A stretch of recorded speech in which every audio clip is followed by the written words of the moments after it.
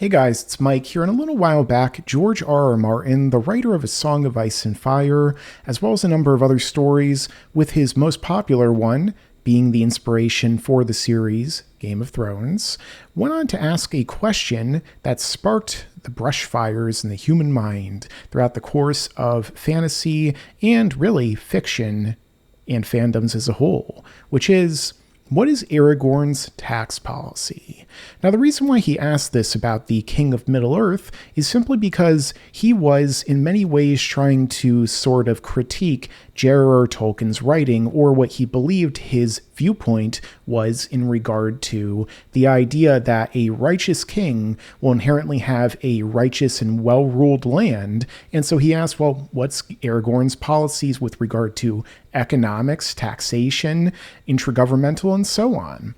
And thus, as a result, I wanted to, well, get inspired myself by that question, and for a while now I've wanted to ask my own, which has to do with another ruler, in this case more of a evil tyrant, in Dragon Ball Z and the Dragon Ball franchise as a whole, which is Frieza, the son of King Cold, and the brother of Cooler, and maybe the grandson or great-grandson or something like that of Chilled.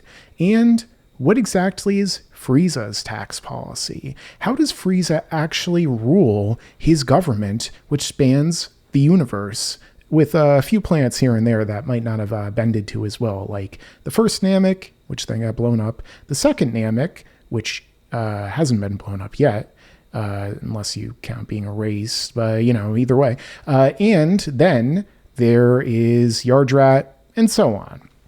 So how does Frieza actually rule? Well, we don't necessarily seem to get a lot of indication about how he himself rules, which raises a lot of questions. For instance, does Frieza handle policies himself, or does he leave it all up to others beneath him? After all, in the hierarchy of mortals in the universe, in terms of governmental, in terms of, let's say, importance throughout all of the different collective planets, depending upon the continuity, there are way more or way less, going by like the number of planets we're told in Super, for instance, wherein we have Frieza, the big daddy of them all. Well, not really, because we actually have his real daddy, King Cold, beneath him in the hierarchy as Cold Daimao, the former emperor of the universe who abdicated his throne to his son Frieza. I actually have a whole video on my channel, Why Did King Cold Abdicate His Throne to Frieza, that you could check out. And of course, the thing is that as we saw in Dragon Ball Super Broly, we saw that Cold was the one who presided over planet Vegeta, which of course was ruled itself by King Vegeta.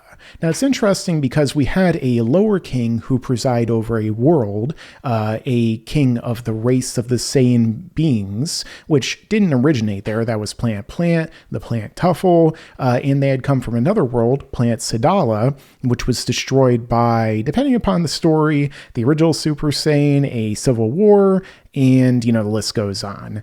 And essentially, they went to another planet, they conquered it, and the strongest of them all, Vegeta, who was Vegeta the third, fourth, I forget the exact number, went on to be the leader in this sort of might makes right society. And I'll be getting back to that with regard to Frieza and his father. Now, in terms of all that, he ruled over and presided over that, but he took orders from the one above him, which was King Cold, until he gave his son the throne at that point. Now, of course, Frieza was a lot less experienced because he wasn't that old at that point. We don't know exactly how old he was. It's implied he was relatively young at that point in time. And so it leaves open the question of, well, did King Cold just put everything in the hands of Frieza without him having a bunch of people who would tell him, well, we should run your military this way, Frieza-sama. We should run the economy that way. In terms of those different areas, I do find it hard to believe that Frieza would be the one who is handling every single aspect himself and making all the decisions. He probably delegates that to different people in order. For instance, King Cold, who stayed on as a part of the government as a lower king, a lower monarch, in order to, well, kind of coach his son during the rest of his life. This is something that's happened in different governments over the course of history, monarchies and so on, where it isn't just a hierarchical order of succession where the former king dies and then another king who is the first heir or, for whatever reason has been appointed to be the successor takes over, but instead one will step down and stay in a mentor position and handle it. Now, I know in the English dub, they do refer to Frieza as Prince Frieza at points in time, but he really, you could say he was before taking over. Either way, he is the top dog in this case, and King Cold is beneath him in that hierarchy, much like you could say that Cooler was in the movie and, King Vegeta, for instance. Although, obviously, King Cold would probably still have a higher degree of power in terms of the overall order, beyond the power of his power level, his battle power, which would make it where he could easily kill King Vegeta and everybody on Vegeta before his son was like, nah, that'll take too long, and just, blew it up with a finger. So, we know that Frieza will actively step in sometimes and destroy a planet as a show of force in order to get rid of a possible threat in the future, kind of like what we saw the inspiration for Frieza in many ways, Emperor Palpatine, Sheev himself, from Star Wars, blowing up Alderaan in order to kind of, show off his might and in order to kind of fight back against the forces that were building against him. And so in this case, Frieza had a whole planet of essentially slave warriors under his control, which he sent out to destroy the populaces of other worlds. Now, presumably, Frieza did not rule those worlds. Otherwise, he probably could have just been like, hey, get off my planet or I'm going to blow you up, or something like that. He was going to destroy them so that they could be sold off to the highest bidder. Now, this is also something that was implied by Raditz to maybe have actually been happening before Cold and Frieza took over Planet Vegeta. In other words, as we saw with Vegeta the King, he came from Planet Sadala, which was, as I had already mentioned, eradicated through the original Super Saiyan losing control or the Civil War, and thus in turn, they took over another planet. And they probably were like, hey, we're pretty good at this. Let's go to this planet and this planet and this planet and destroy them and sell them, which is essentially in the filler version where the Saiyans initially encountered Frieza's people, or might have been implied to have done that. It's up in the air, essentially, when they truly connected in that order. But it could be very well that Frieza said, these are good soldiers, but instead of them taking over and conquering worlds themselves for their own ends, they'll do it for me. And so, as a part of Frieza's economy, they would conquer planets and sell those planets to the highest bidder. But who were the highest bidder? And not just that, but what was that money really used for? Was the money entirely in the war effort and the conquering of worlds? After all, if Frieza is conquering more and more planets, that's going to get expensive, right? Kind of like what we saw with the Roman Empire and a lot of other massive empires. As they expand out, they take over different planets here and there, different countries in America. Everywhere in the world belongs to America, as Banner Keith once said.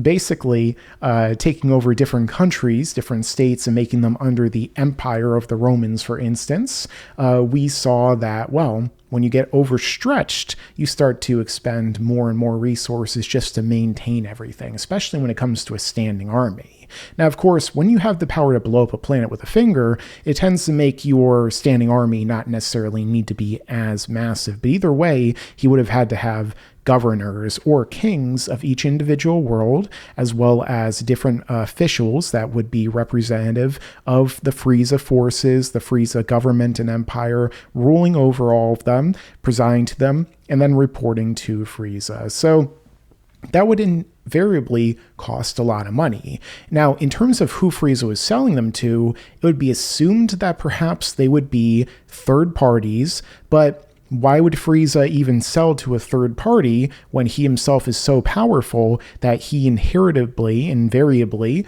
would want to conquer them as well? Maybe because they were kind of like in Star Wars, you had the Muns, the banking clans, who the Galactic Republic or the Trade Federation needed to acquire their funds from. like in real life. You need money or else you're not going to be able to have really much going on. Even if you could blow up planets, Frieza could go around blowing all of them up and just being like, you need to listen to me, I could destroy you. But eventually it's like, yeah, but when Frieza's not around, who's going to keep everything in order? Is the fear of Frieza enough? If so, it does kind of make the whole economic idea sort of null and void, because why would Frieza need money if he could just threaten people by destroying their planet at any point they want to, right? So it kind of raises a lot of questions, but I assume that a lot of it went to maintenance costs, a lot of it went to feeding the populaces of the different planets, retrofitting them or fitting them with different equipment, recruiting people, giving them some sort of pay, some sort of reward in order for them to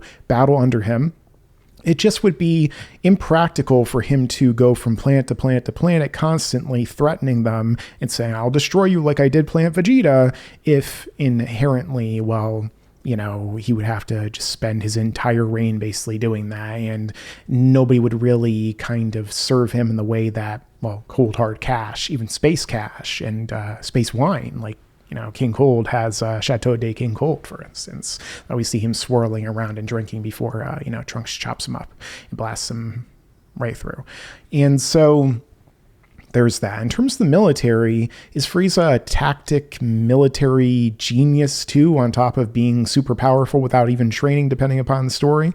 Well, I think that, again, it seems like people like a Sorbet and a Tagoma, somebody like King Cold, somebody like Zarbon and Dodoria, those people would probably be the ones who would actually be handling the day-to-day. They'd be the ones going to all the staff meetings, talking to the different rulers, the regional governors, the kings of the various different planets and races, and talking to them, seeing what they need, what uprisings might be happening on this world or that world to try and rebel against Frieza. And then they'd be the ones that are coordinating the strikes against the other planets. We know the Ginyu Force, for instance, was going to be dispatched to Yardrat.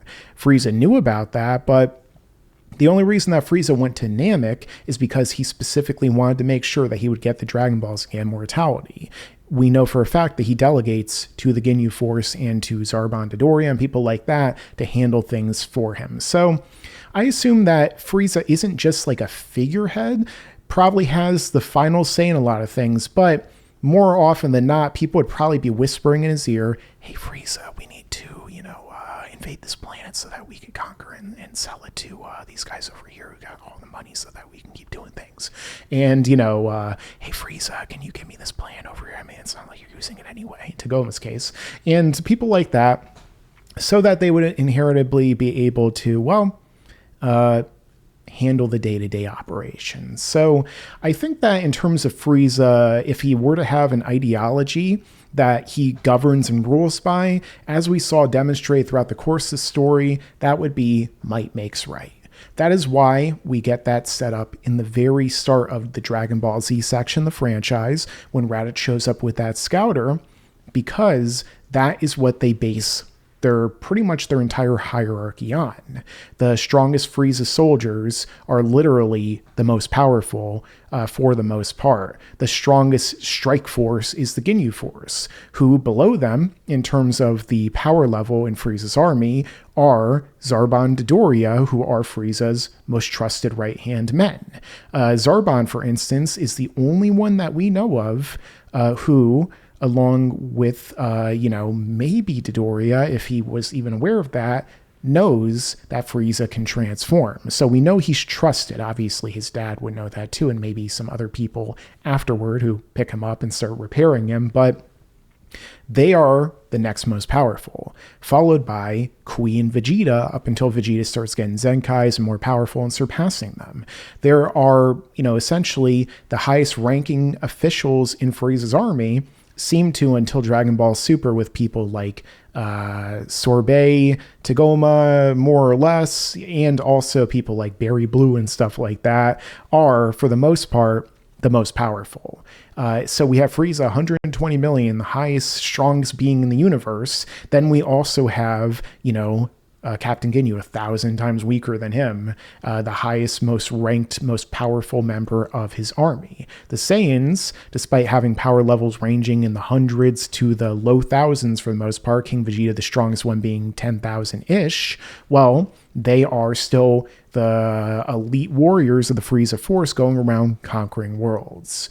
And so it seems that essentially everything comes down to power and natural power in that sense for Frieza.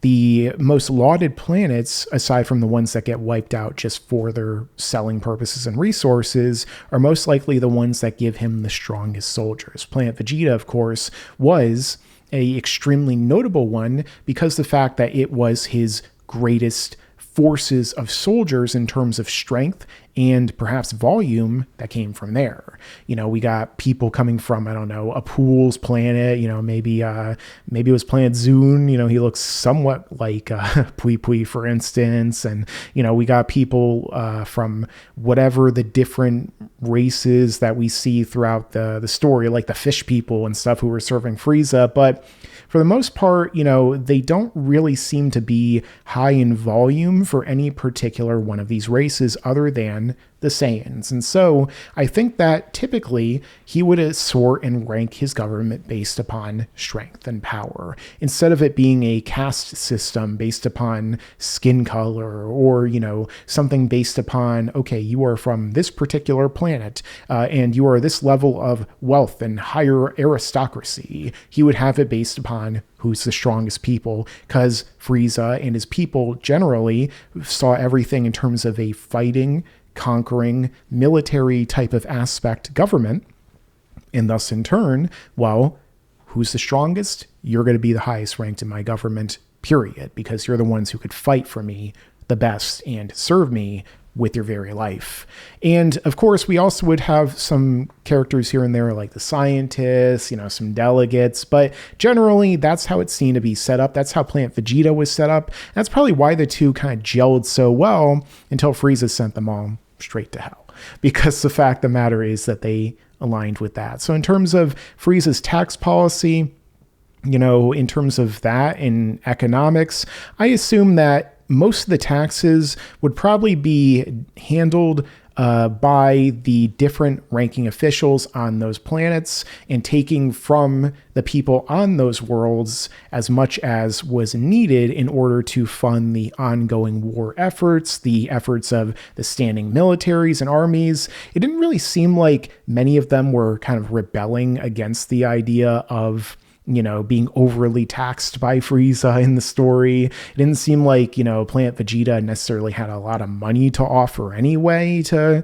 him. You know, most of the Saiyans were kind of just like, you know, not extremely massive in terms of their population, and they were always out fighting for him anyway. So it doesn't really seem like he necessarily needed a lot of money from them. He already had a great racket going on in terms of selling the planet. So maybe his taxes weren't that high. In terms of his economic interferences as well, it doesn't seem like Frieza ever really interferes in any of the economics of any of these planets either. You know, it seems like he basically just is as hands-on as he needs to be to control the planets, but hands-off in terms of letting them handle everything. We don't see that King Vegeta is governing from, you know, a long laundry list of what Frieza and Zarbon or whoever King Cold has told him to. You'll rule according to this. You will teach your children this. You will levy a 10 to 15% tax on every single citizen of your planet. You will cause your people to donate this much per year. You know, you will give sacrifices in my name. You know, it doesn't seem like any of that. So it's possible that Frieza kind of, aside from a certain degree of interference from his own people, did enough of a kind of hands-off approach to where it's like, okay, you just listen to me in terms of being my servants, in terms of, you know, fighting for me with your strongest people. But other than that, just do what you're going to do. And if I don't like it, I'll just blow you up anyway. And that's kind of the impression I get. He's hands-on as much as he needs to be, but hands-off in the sense of, well, if the planets are working, the way that they need to, if they're giving me soldiers so I can conquer other ones and sell them and then in turn make the money I need to, then I don't really need to really worry too much about taxation. Why would I need to? I could sell a planet for a quadrillion zenny or whatever currency Frieza uses, space bucks, and then we're all good to go. And maybe they give him space diamonds or space gold. I don't know. Kind of hard to know for sure because they don't really get too much into that in Dragon Ball. That didn't really seem to be Toriyama's forte. Kind of like J.R.R. Tolkien didn't have a entire chapter dedicated to how Aragorn, levied this amount of taxation against the peoples of Rohan and everyone like that. Toriyama was like, well, Frieza conquers and controls these planets. He's got people who work for him. That's all you need to know. And that's why I think it inevitably comes down to, it's interesting as somebody interested in economics and politics to go in depth into this a little bit and have a fun conversation. But in terms of ideology, what do you guys think? Do you think Frieza was a Keynesian, a Austrian economist? Do you think that he had his own complex system? Do you think he was really way more hands-on than it seemed like is imply in the story? Or do you think that he's got other people handling it and he basically just chills in his chair all day and he's like, I'm the strongest, up until he gets, beaten again and again and again by, glowing monkey men whose hair changes different colors and then, they get so strong they can just punch away the universe. Well, I guess we'll see in the future. Yeah, and you better subscribe.